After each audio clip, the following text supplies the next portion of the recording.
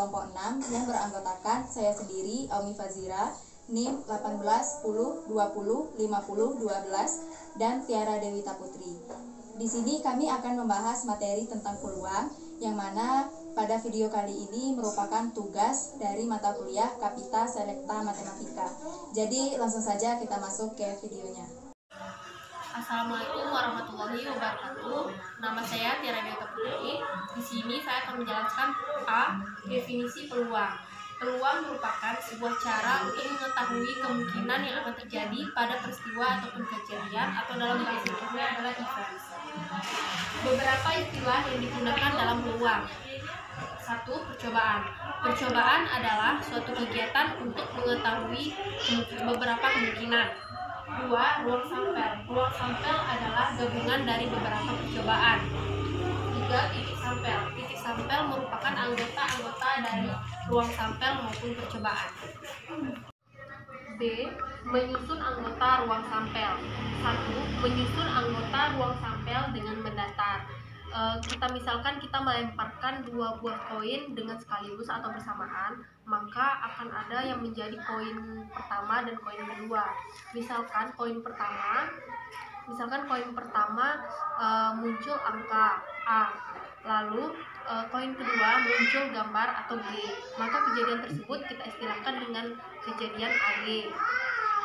Lalu kemungkinan yang akan terjadi yaitu AG, GA, AA, dan GG.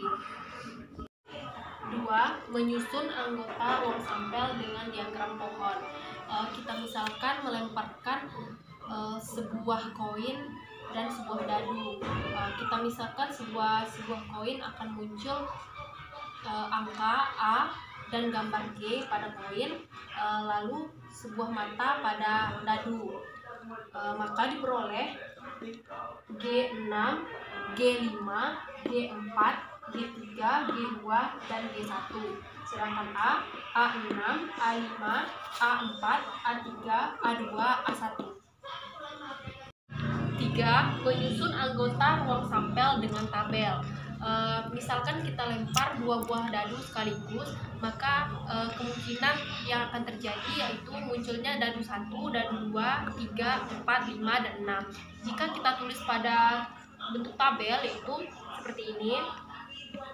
Di sini dadu 1 1, 1 2, 1 3, 1 4, 1 5, 1 6, 21, 22, 23, 24, 25, 26, 31, 32, 33, 34, 35, 36, 41, 42, 43, 44, 45, 46, 51, 52, 53, 54, 55, 56, 61, 62, 63, 64, 65, 66. C. Rumus peluang dalam matematika. Frekuensi relatif sama dengan banyak kejadian per banyak percobaan. Kedua, peluang kejadian sama dengan jumlah kejadian per jumlah anggota ruang sampel. Peluang yang dapat kita peroleh dengan cara 0 kurang dan sama dari peluang kejadian kurang dan sama dari 1. D. Kejadian majemuk. Kejadian majemuk adalah kejadian-kejadian atau gabungan dari kejadian-kejadian sehingga menghasilkan kejadian baru. Suatu kejadian X dan kejadian komplement atau X action memenuhi persamaan PX tambah PX action sama dengan I, atau PX action sama dengan I dikurang PX. Nah, selanjutnya kita akan membahas tentang penjumlahan peluang. Nah, di dalam penjumlahan peluang itu terdapat bagian-bagiannya. Yang pertama itu ada kejadian saling lepas. Nah, apa itu yang dikatakan dengan kejadian saling lepas? Kejadian saling lepas itu apabila ada dua buah kejadian C dan D dikatakan saling lepas, yaitu apabila tidak ada satu elemen pada kejadian C yang sama dengan elemen yang ada pada kejadian D. Begitu juga dengan sebaliknya. Dimana kalau untuk kejadian saling lepas itu kita dapat mencarinya dengan menggunakan rumus P peluang dari C gabungan dari D itu akan sama dengan peluang C ditambah dengan peluang D. Selanjutnya kita masuk ke contoh soal mengenai kejadian saling lepas, di mana contohnya di sini dua dadu masing-masing berwarna merah dilambangkan dengan M dan putih dilambangkan dengan P. Dilempar secara bersamaan sebanyak 1 kali. Tentukanlah peluang munculnya mata dadu yang memiliki jumlah 3 atau 10. Jadi yang ditanya kita harus menentukan berapa peluang munculnya mata dadu yang memiliki jumlah dadunya 3 atau jumlah dadunya 10. Jadi dapat dilihat di sini, ini untuk tabel dari mata dadu merah, mata dadu putih. Ini sudah saya buatkan tabelnya. Jadi di sini kita akan hitung yang mana saja yang dadunya itu berjumlah 3 dan dadu yang berjumlah 10. Berjumlah 3 itu adalah ini, 2 dan 1. Ini dan ini yang berjumlah 3. Kalau yang berjumlah 10 itu adalah 4 tambah 6, 10, 5 tambah 5, 10, dan 6 tambah 4, 10. Jadi kita memperoleh untuk yang jumlah 3, dadu yang berjumlah 3, kita memperoleh hasilnya itu adalah 1,2 dan 2,1. Dan jumlah dadu yang berjumlah 10 kita memperoleh 4,6, kemudian 5,5, kemudian 6,4. Nah, sehingga jumlah 3 ini kita misalkan dengan A atau NA. Jumlah 3 kita misalkan dengan A, atau kalau untuk banyaknya anggota A jadi berapa? 1, 2, berarti NA-nya adalah 2. Kemudian untuk yang jumlah 10 ini kita misalkan dengan B. Jadi NB atau banyak anggota B itu ada 1, 2, 3, berarti ada 3. Kemudian kita akan cari ruang sampel. Ruang sampelnya itu adalah dadu kita tahu dadu kan jumlahnya itu ada 36, maka ruang sampelnya itu adalah 36.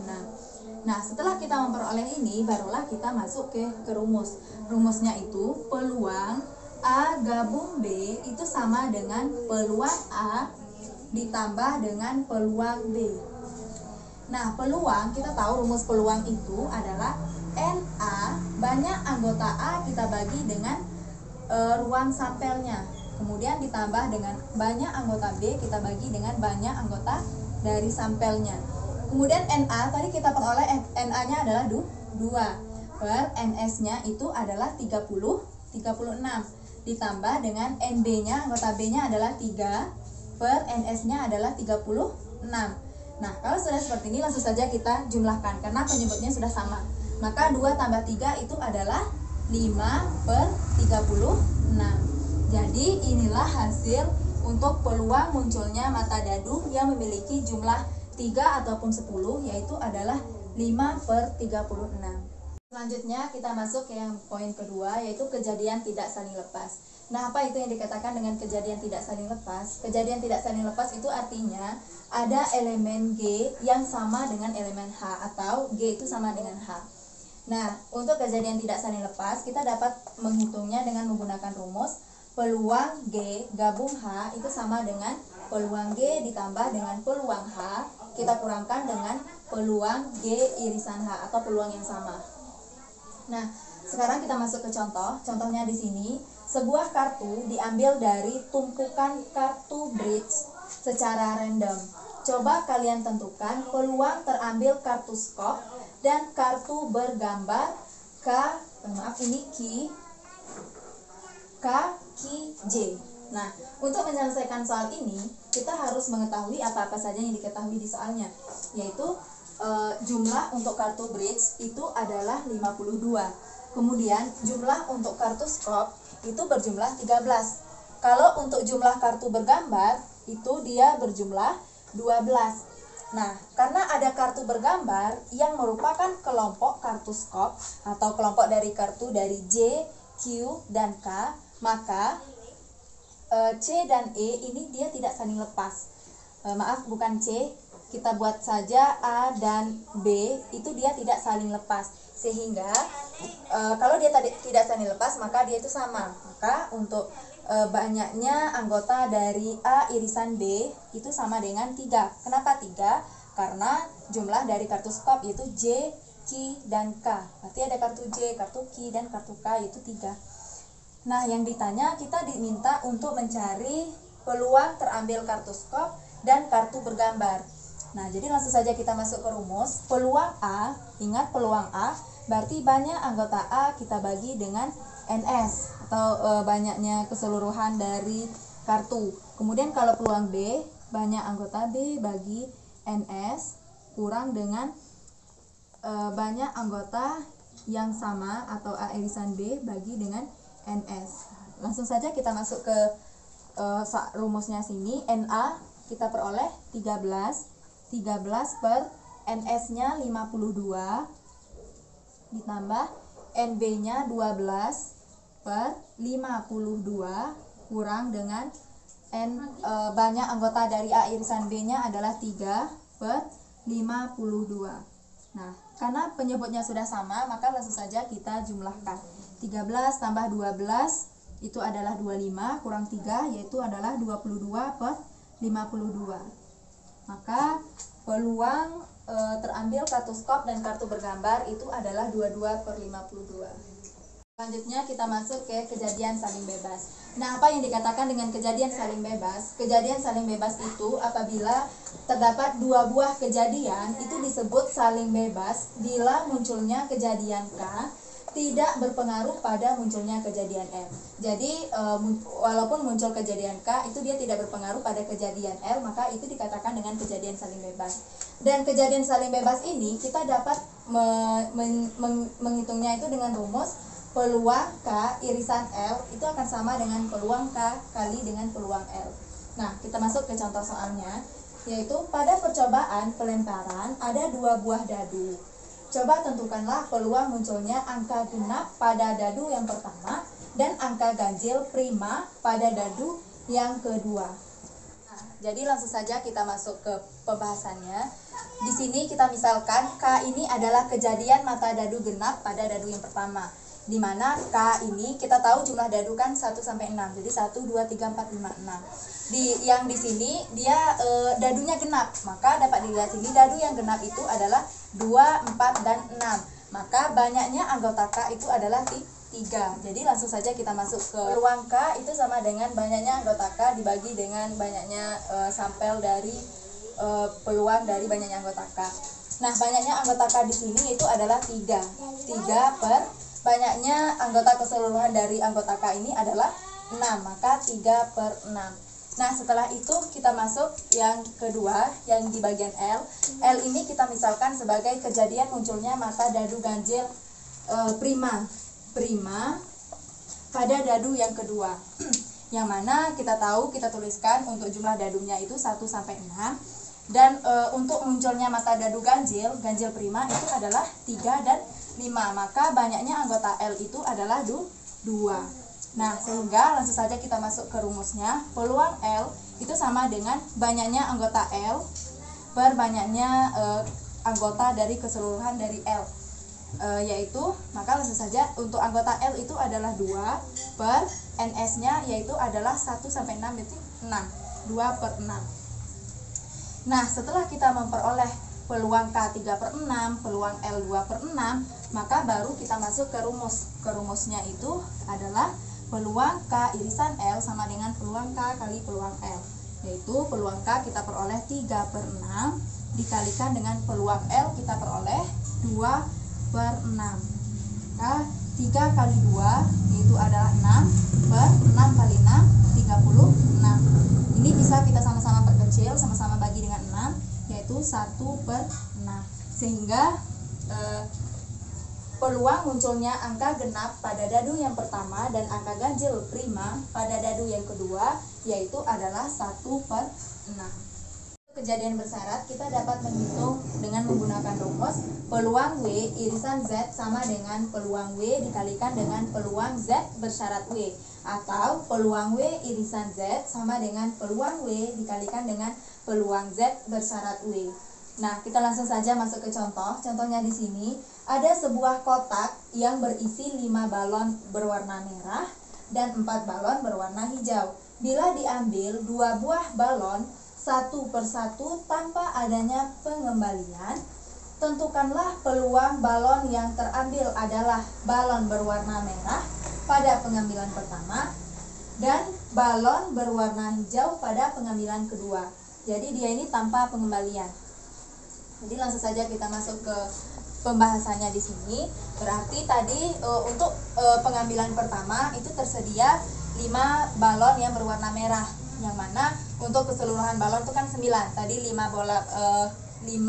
balon berwarna merah dan 4 balon berwarna hijau. Jadi 5 tambah 4 adalah 9 balon keseluruhan dari balon.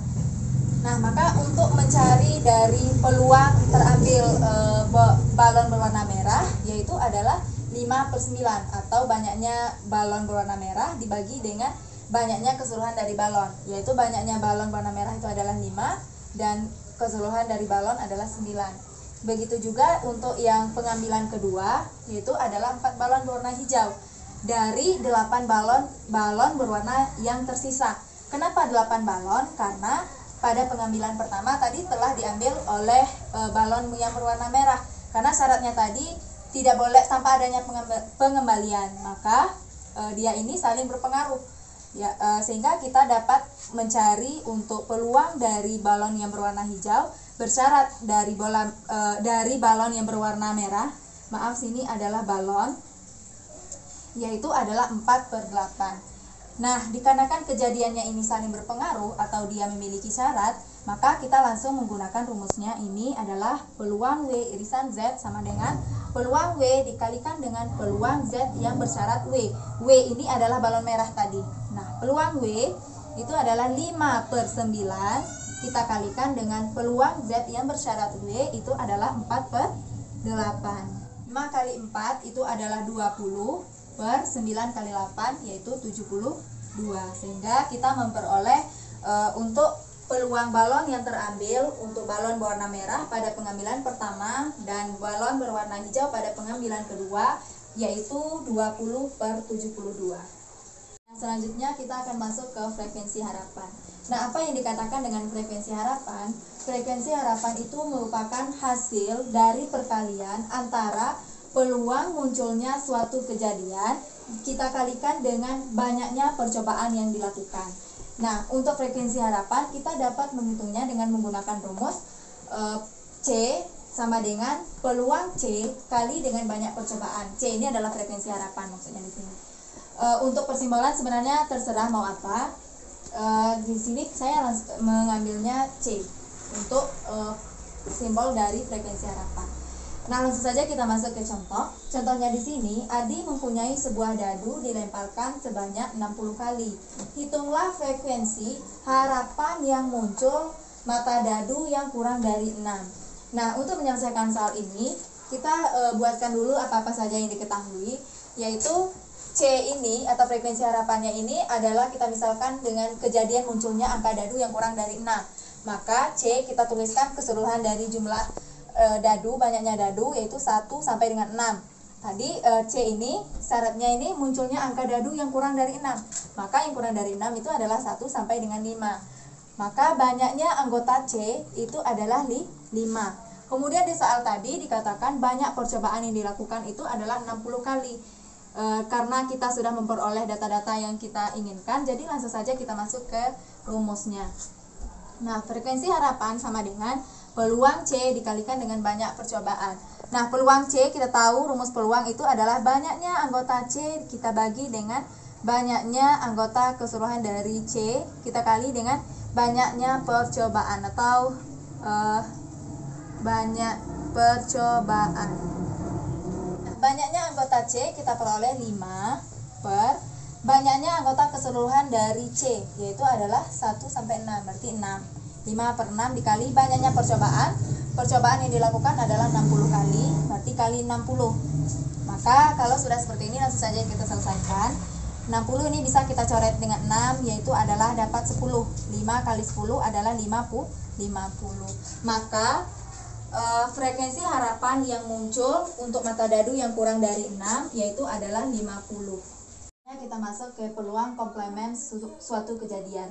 Nah, peluang komplement dari suatu kejadian itu merupakan peluang dari suatu kejadian yang berlawanan dengan suatu kejadian yang ada. Nah, komplement dari kejadian W itu merupakan himpunan dari seluruh kejadian yang bukan W. Nah, untuk peluang komplement suatu kejadian ini, kita dapat menghitungnya dengan menggunakan rumus peluang W ditambahkan dengan peluang W komplement itu sama dengan 1. Atau peluang komplement W sama dengan 1 kita kurangkan dengan peluang W. Nah, untuk lebih jelasnya, kita masuk ke contoh soal. Nah, apabila kita melempar dadu bermata 6, maka peluang untuk tidak mendapat sisi dadu 5 adalah, nah jadi kita diminta untuk mencari peluang yang tidak mendapat sisi dadu 5.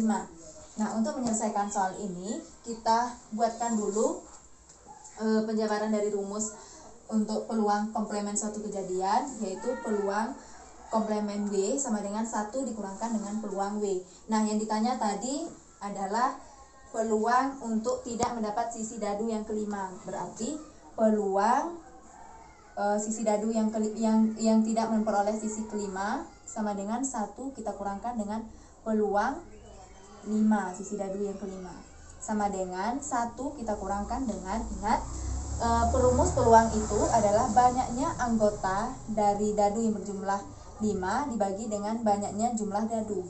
1 kita kurangkan dengan, nah kebetulan di soal itu peluang untuk tidak mendapatkan sisi dadu 5 berarti cuma 1 kita kurangkan dengan 1 per NS atau banyak anggota. Banyak anggotanya di sini dadu bermata 6, maka banyak anggotanya itu adalah 6.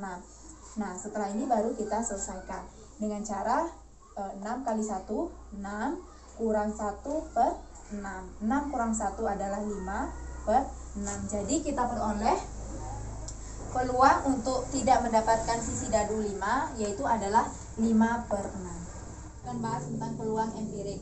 Peluang empirik ini merupakan perbandingan antara frekuensi kejadian banyaknya anggota A terhadap percobaan yang dilakukan dari banyaknya anggota S atau dari keseluruhan percobaan.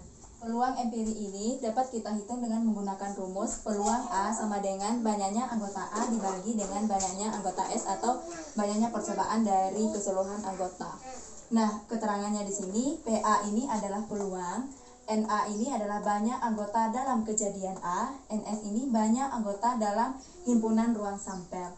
Nah, untuk lebih jelasnya kita masuk ke contoh. Contohnya di sini, pada pertandingan sepak bola yang dilaksanakan sebanyak 30 kali, ternyata tim Indonesia menang 18 kali, seri 8 kali, dan kalah 2 kali. Nah, dari data yang sudah ada, jika tim Indonesia bertanding sekali lagi, berapakah peluang tim Indonesia bertanding sekali lagi? Berapakah peluang tim Indonesia menang? Berapakah peluang tim Indonesia menang? Nah, jadi untuk menyelesaikan soal ini, pertama kita tahu bahwa yang diketahui di sini pertandingan sepak bola itu dilaksanakan 30 kali. Berarti untuk ruang sampelnya itu adalah 30. Nah, sedangkan tim Indonesia dia itu menang sebanyak 18 kali. Berarti banyaknya kejadian yang terjadi itu adalah 18. Nah, yang ditanya kalau seandainya tim Indonesia itu bermain lagi untuk memperoleh supaya dia menang, berapakah peluang yang akan dia peroleh? Maka peluangnya menggunakan rumus NA per NS. NA di sini adalah 18 per NS-nya adalah 30. Sama-sama kita perkecil, sama-sama bagi dengan 6. 18 bagi 6 itu adalah 3, 30 bagi 6 itu adalah 5. Maka peluang tim Indonesia bertanding sekali lagi supaya tim Indonesia itu menang, yaitu diperoleh peluangnya adalah 3 per 5. Nah, selanjutnya kita masuk ke peluang teoritik. Nah, peluang teoritik ini adalah perbandingan antara frekuensi kejadian yang diharapkan terhadap frekuensi kejadian yang mungkin atau ruang sampel. Nah, peluang teoritik ini biasanya digunakan saat percobaan yang dilakukan hanya 1 kali. Jadi berbeda dengan peluang empirik tadi. Kalau peluang teoritik itu percobaan yang dilakukan itu hanya 1 kali. Tapi kalau untuk peluang empirik, percobaan yang dilakukan itu biasanya itu bisa lebih dari 1 kali. Nah, untuk peluang teoritik ini kita bisa menghitungnya dengan menggunakan rumus peluang A sama dengan banyaknya anggota A dibagi dengan banyaknya anggota S, di mana PA ini peluang, NA ini adalah frekuensi kejadian yang diharapkan, NS ini adalah frekuensi seluruh percobaan. Nah, sekarang kita masuk ke contoh. Contohnya di sini, 2 buah dadu hitam dan merah dilempar bersama-sama. Peluang munculnya dadu pertama bermata 3 adalah, jadi yang ditanya ini peluang munculnya dadu pertama bermata 3. Nah, untuk penyelesaiannya dapat dilihat di sini. Di sini sudah saya berikan sebuah tabel. Ini adalah dadu, ini dadu untuk yang pertama, baris di bagian baris, kemudian dadu yang kedua di bagian kolom. Nah, dari berdasarkan tabel di atas ini, kita dapat mengetahui jumlah keseluruhan atau ruang sampelnya itu adalah 36. Kemudian A ini kita misalkan sebagai kejadian muncul mata dadu pertama yang bermata 3, di mana A ini adalah 3,1, 3,2, 3,3 sampai dengan 3,6. Nah, mengapa bisa kita memperoleh 3,1, 3,2 dan seterusnya? Dikarenakan dia ini berada di kejadian muncul mata dadu pertama. Dadu pertama itu di bagian sini, berarti ke arah baris. Kecuali kalau seandainya ditanya mata dadu kedua, berarti di bagian sini, berarti yang 1, 3, 2, 3 dan seterusnya. Nah, sehingga kita memperoleh A-nya ini dengan banyaknya anggota A, kita hitung jumlahnya 1, 2, 3, 4, 5, 6. Maka banyaknya anggota A itu adalah 6. Nah, yang ditanyanya ini adalah peluang munculnya dadu pertama bermata 3. Jadi langsung saja kita masuk ke rumusnya. Peluang A sama dengan banyaknya anggota A dibagi dengan banyaknya anggota S, dimana NA-nya adalah 6 per NS-nya adalah 36. Nah, ini bisa kita sama-sama bagi dengan 6, yaitu 1 per 6. Jadi, dapat kita simpulkan bahwa peluang munculnya dadu pertama dengan bermata 3 itu adalah 1 per 6. Jadi, inilah pembahasan untuk peluang teoritik. Perlu saya tegaskan kembali bahwa untuk kita membedakan antara peluang teoritik dengan peluang empirik, itu lebih ke dari suatu percobaan yang dilakukan. Kalau peluang teoritik ini, percobaan yang dilakukan itu biasanya cuma 1 kali, tapi berbeda dengan peluang empirik. Kalau peluang empirik itu percobaan yang dilakukan bisa berkali-kali, seperti dengan contoh sebelumnya yang telah kami bahas tadi. Itulah hasil pembahasan dari kelompok kami mengenai materi peluang. Jika terdapat kesalahan dari kelompok kami mohon maaf.